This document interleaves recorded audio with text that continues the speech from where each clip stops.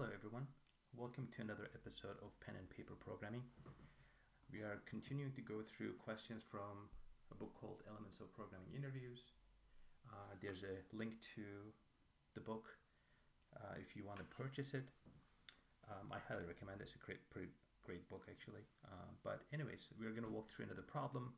We are walking through problem 4.3, which is reversing bits. Question is asking us to write a program that will take a 64-bit unsigned integer and return a 64-bit unsigned integer in reverse order. For example, if you are given, this is not 64-bit integer that I'm giving as an input example here, but it's an 8-bit, same thing with 64 bits. If you are given this number, right, 1, 1, 1, 4 zeros and a 1, in reverse order, that would be 1, 4 zeros, 1, 1, 1.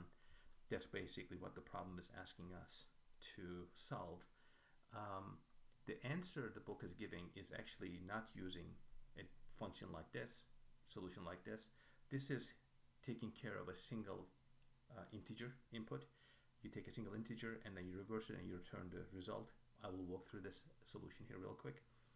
But I also will walk through the one that book is giving, which is basically using a cache to reverse bits, using a cache lookup to reverse bits for a given integer. Let's walk through this real quick and then I will get onto the cache version that's given in the books. Let me just adjust this real quick. Here we go. So this particular, actually I wrote up how we can quickly track it together.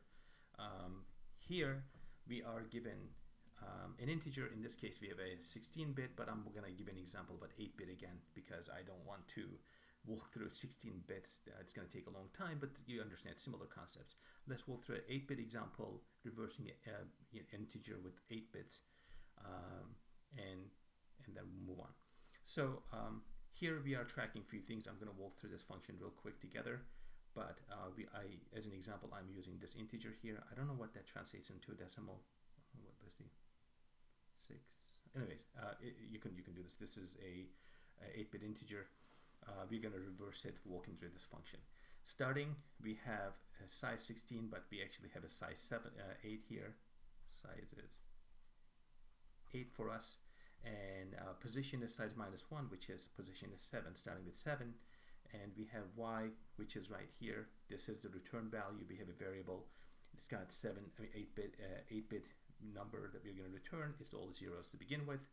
And we're going to walk through this function, the while loop here. While position is greater than 0, clearly our position is greater than 0. We have this complex, not that complex, but complex enough statement right here, expression. So we are taking x and 1 and left shifting it by position. So what this does here, right here, is that x and with ending it with 1, you're taking the number you have, which is x, and you're ending it with number 1. In this case, you can imagine as 1 being 7 zeros and a 1. And what this does is giving you the least significant bit. In this case, right here, this is the least significant bit. This is the most significant bit. It's going to extract the least significant bit for us. When we do that in the first iteration, our least significant bit is 0, right? We extracted that 0. Now, continuing, now we take that value and left shift it by position. So we take that and left shift it by 7. That means we're going to have, if you have a 0 variable, in this case, basically this number here, when you left shift it, you're going to do here 1 0, and then there's 7, 1, 2, 3, 4, 5, 6, 7 zeros, and then you don't see it here, but this is the one that we left shifted by 7. Does it make sense? And you take this result and you OR that by the y variable you have. Well, when you OR it, but in this case, our variable is, all zeros. When you OR that with all these zeros, you basically get, all zeros again. But I'm going to write the first version here. Y1 is basically all 8 zeros. 1, 2, 3, 4, 5, 6, 7, 8. Let's move on. In the second iteration, our position, continuing, what we do next is we're taking x, which was this number here. We are going to right shift it by 1. When we right shift it x by 1, what happens is we get rid of this least significant bit because it's going to shift.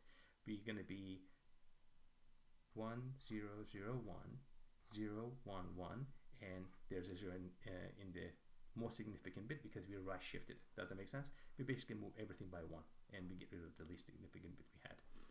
Now, x and 1, we are extracting the least significant bit again. In this case, when we do that, we actually get a 1, right? Because we got this value right here.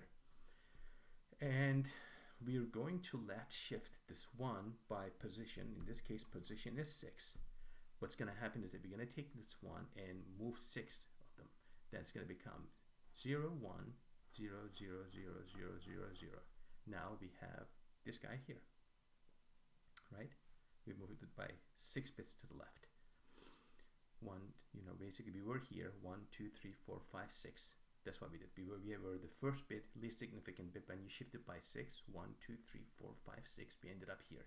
Now, we are going to OR this number here with our y. Our y was this number, all zeros. Now, when we OR it with 0, 1, all zeros, we basically get y as 0, 1, all these zeros. Okay? And let's move on. Now we're going to right shift our x again by 1.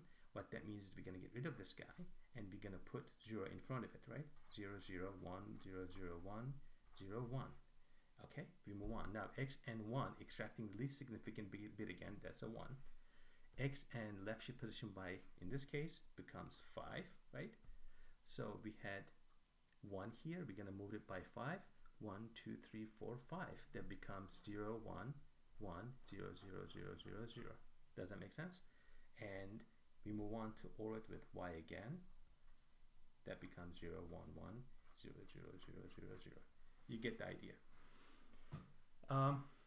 Hopefully this is clear enough. I don't want to walk through because I thought actually 8-bit wouldn't take too long, but basically we keep going and right shifting. The whole concept here is that we're going to right shift our x by moving bits to the right, the least significant bit, extract that value, and then move it to the right position. So basically, start with the least significant bit, extract the value, shift it to where it needs to be, which is the most significant bit in the new variable that we are storing in, which is y, and then keep shifting it to the right. That's the whole concept about how this function is actually working. Now, we are able to do this for a single integer, right? We can actually take an 8-bit, 16-bit, 64-bit, doesn't matter. We can do it for one integer. What if we have an array of integers or full file of integers that we need to reverse bits for? So the next solution that we're going to walk through is basically if you have a lot of integers and you need to reverse bits for each of them, how could you make it so that it is much more efficient than this particular process, right? So I'm going to walk that through. Given the quick time check, it's already 8 minutes in. What I want to do is I want to just wrap this one up and then I will walk through the version that book is explaining real quick. But yeah, let's basically start with this and then I'm going to walk through the next one in the next video. Thanks for watching. I hope you find this useful. If you do, please like the video and subscribe to it. It definitely motivates me to walk through more questions. I find it quite motivating for when people actually give me some feedback. If you have any suggestions, put them in the comments. Thank you.